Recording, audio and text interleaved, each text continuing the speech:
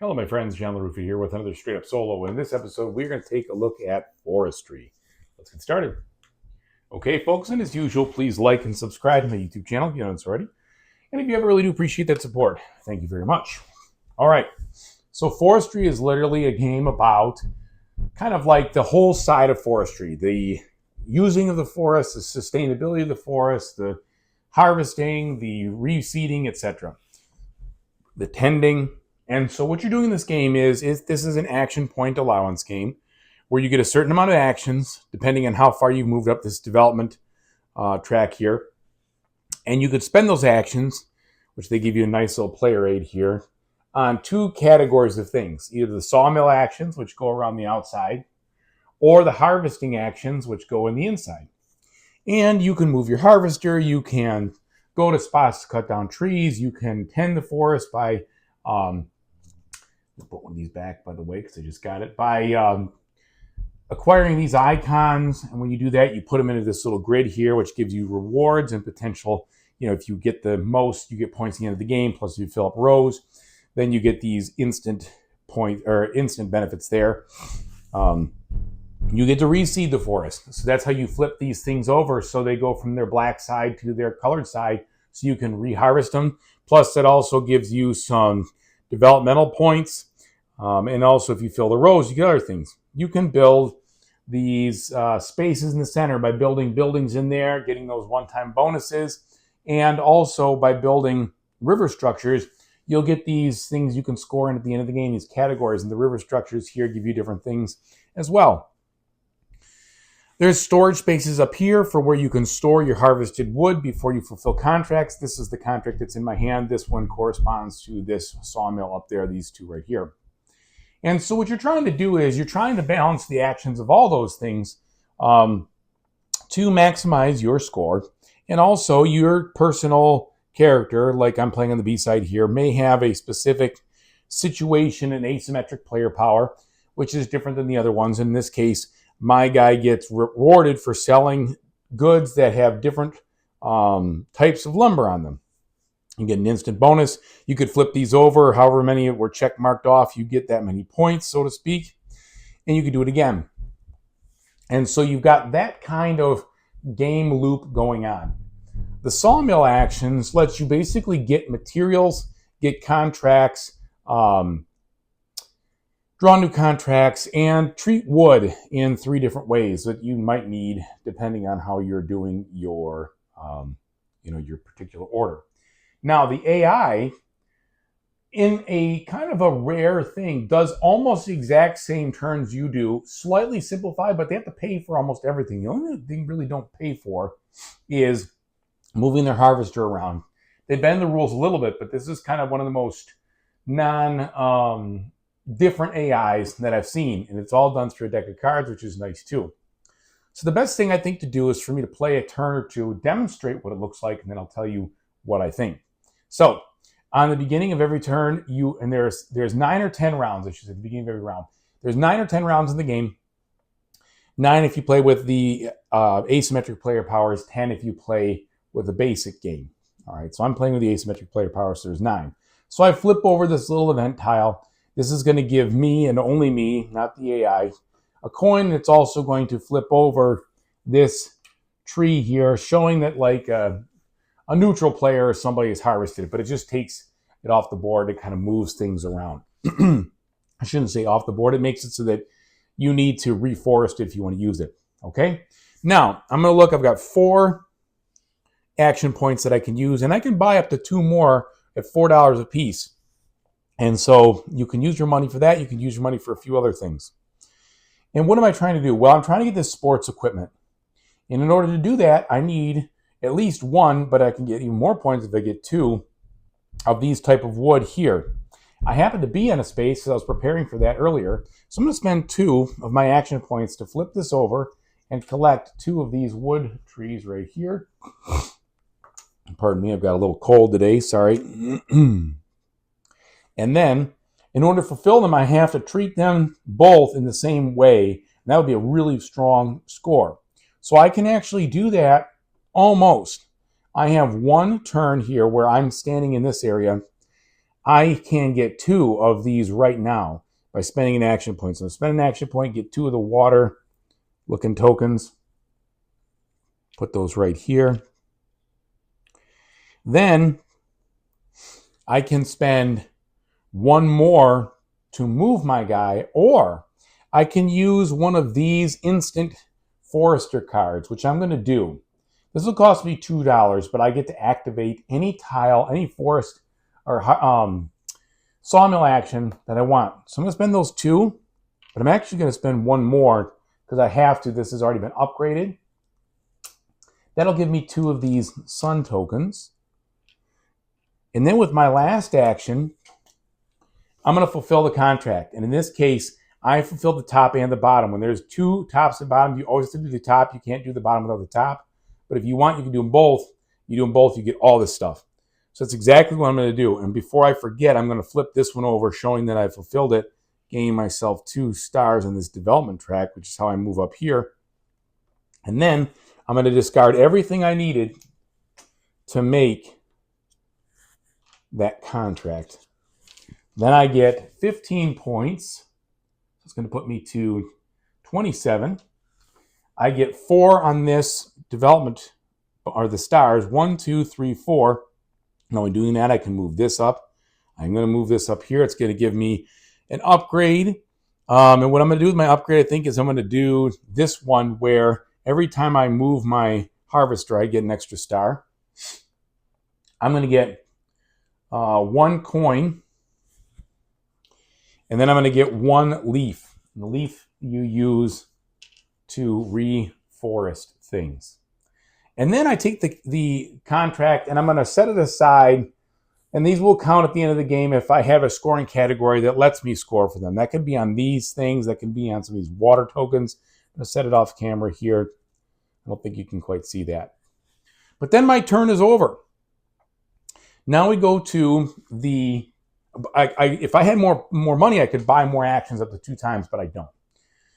So we go to the AI. The AI is going to do 4 draws, and because I have done these things, so the way it works is the AI gets really strong unless you do these different actions in order and kind of block his bonus step in the beginning. And I've done that. So I chopped down, I harvested a green tree, and I upgraded this one, in fact. Now, in order for me to stay ahead of him, I want to tend the forest somehow. And so this is an important part of keeping this guy under wraps. But in this case, he's going to get 4 cards. We'll draw them 1, 2, 3, and then we're going to shuffle these.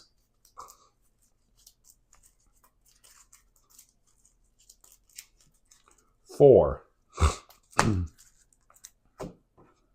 Now we're going to go ahead and execute his actions.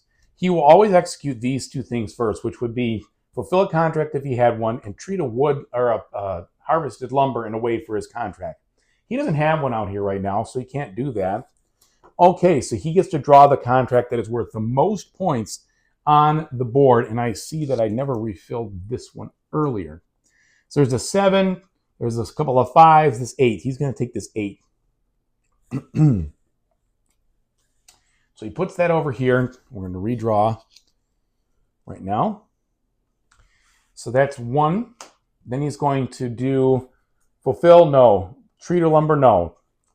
Build a building, yes. So he would build a building in his local area. He's over here. So he's going to take this off. He's going to put this down. All right. Now, this is one of the special cards. Because I'm playing with the asymmetric bonus, he gets a couple of really strong cards too.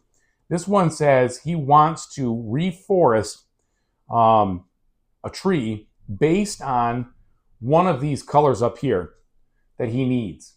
And so he could use this one. So he's going to move over here.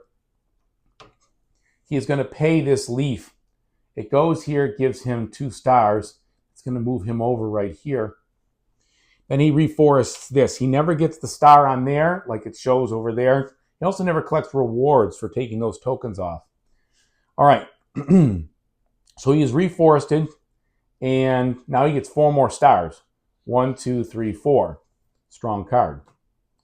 Final card he would treat and different things like that. He's not going to. Now he's going to take 2 of these tend actions, the closest one to him. Closest one here is this.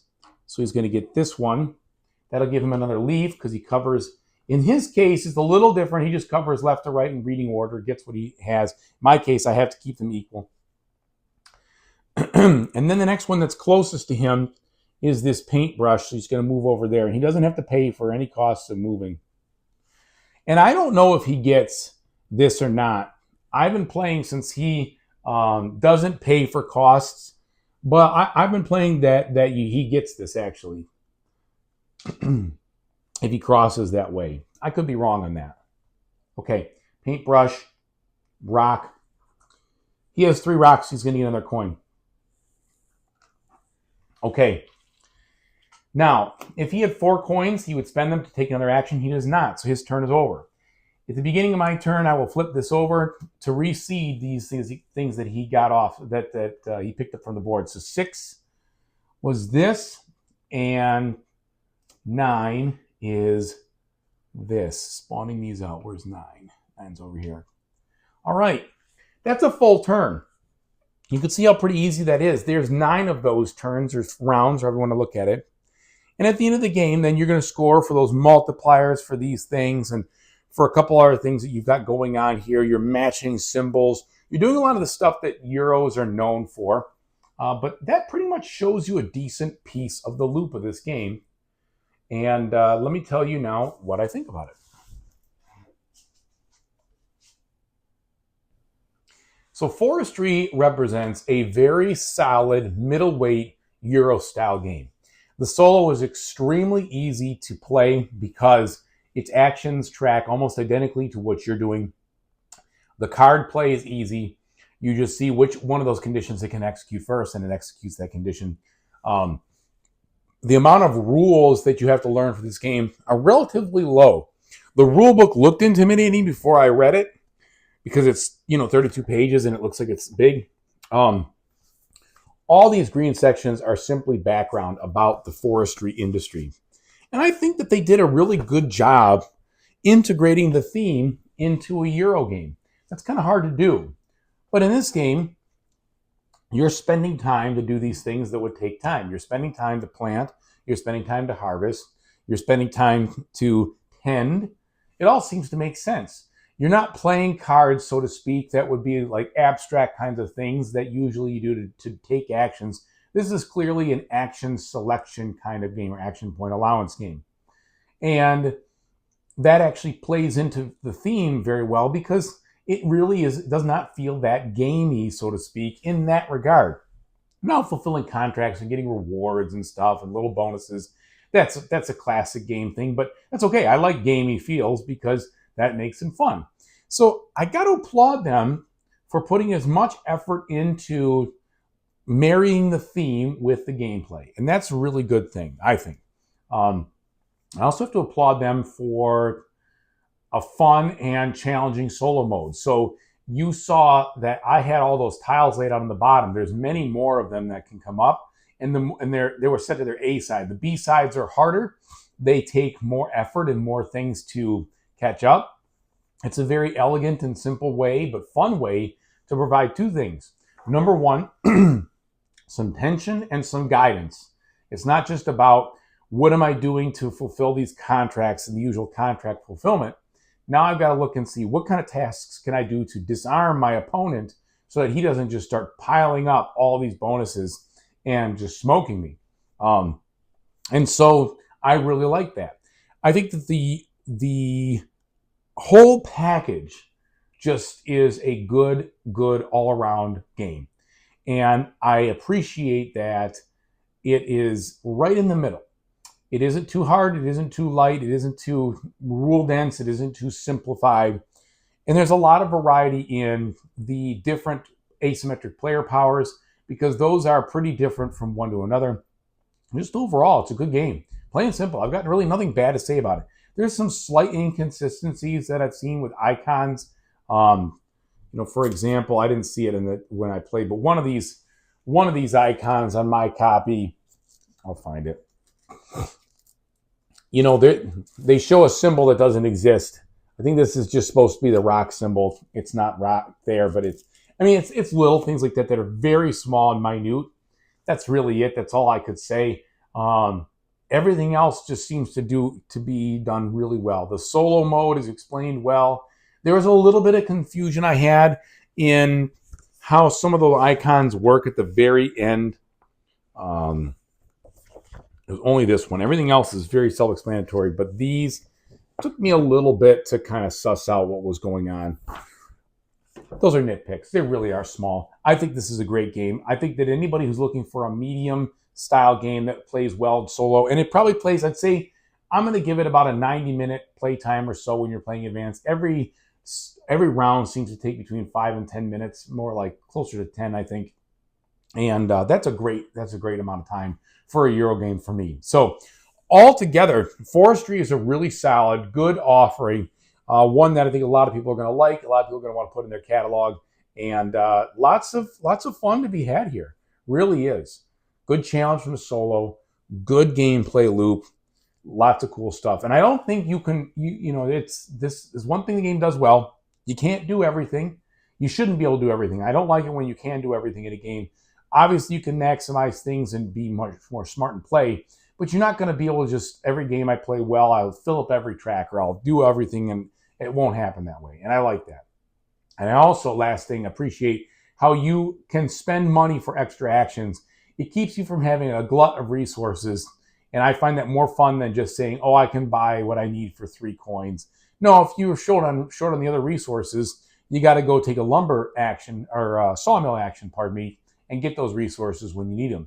And that's going to slow you down a little bit. So is there a smarter way I can do what I'm looking to do? Overall, really, really, really good. A lot of fun. So check it out if you like what you saw here. If it didn't look interesting to you, then it's probably not going to be interesting. I showed you a full turn, and that's what you're going to be doing 9 or 10 times in a row. So thanks so much for watching, everybody. I really appreciate it. Whatever you do in the future, I really hope you have a fantastic time doing it. Take it easy.